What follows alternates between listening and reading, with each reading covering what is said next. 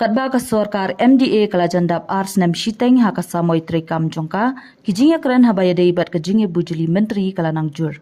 Usembut Myntri rang ba ke jelau ba presiden tensong syam la tre ban kren AA da ka bakkedau bakani ka syong hau Myntri rang ba ke jela. Ki kubor ki athu ba Myntri ketanat puli puthi urakam sangma bat Myntri ketanat ki kam yale ka ba syakliar wajri kila banca penhiar syuki.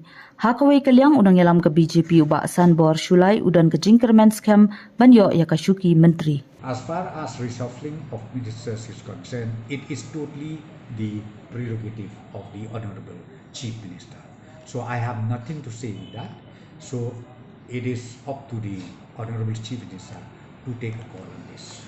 So there are reports that Bashakliar and Mr. Rakkam Sangma may be replaced by someone else. No, that's what I'm saying. I have nothing to say on this or to comment anything because this is the prerogative of the Honorable Chief Minister.